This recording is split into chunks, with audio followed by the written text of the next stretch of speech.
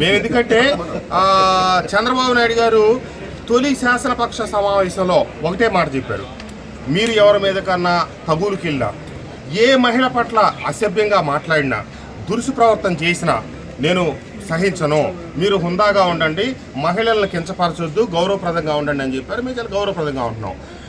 మేము గనక తలుచుకొని ఉంటే రాష్ట్రంలో 164 సీట్లతో అధికారంలోకి వచ్చిన తొలి రోజే జోగి రమేష్ ఇల్లు నామరూపాలు లేకుండా పోయేది.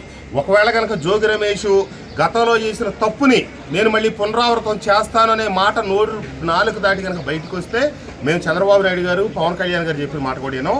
దయచేసి వెనకటి నుంచి మన సూక్తులు చెప్తా ఉన్నాయి, ఈపెప్పుడు నోటిని బతిలాడుకుంటుంది, నువ్వు జాగ్రత్తగా ఉండి చావే, లేకపోతే పగిలేదు నా ఈ పని. జోగి రమేష్ గారు మీకు గౌరవంగా చెప్తా ఉన్నాం, నువ్వు ఎవరిని పడితే వాళ్ళని, ఎంతటి అసంబద్ధమైన వ్యక్తి అంటే ఇతను మొన్నే చెప్పాడు, ఇప్పుడు నిర్మిస్తున్నటువంటి అమరావతి అంట కాదంట, చంద్రబాబు నాయుడు గారు నిర్మించే అమరావతి సరైనది కాదంట, మళ్ళీ అధికారంలోకి వస్తాడంట, జగన్మోహన్ రెడ్డి గారు ఈసారి సరైన అమరావతిని నిర్మిస్తాడంట, మొన్నే చెప్తా ఉన్నాడు. కాబట్టి 5 సంవత్సరాలు జగన్మోహన్ రెడ్డి గారు 3 రాజధానుల నాటకం ఏమాడారు, ఎందుకు ప్రజలు చెప్పు తీసి కొట్టి పక్కకు పంపించారు?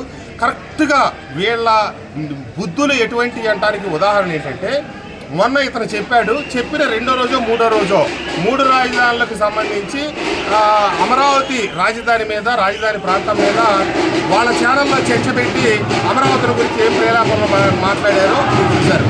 కాబట్టి వీళ్ళంట అధికారంలో మళ్ళీ వస్తారంట, ఇంతకంటే బాగా రాజధాని నిర్మిస్తారంట. చెప్పడానికి సిగ్గు, శరం, మానం, అభిమానం అనేది ఉంటుంది, అది ఉండాలి.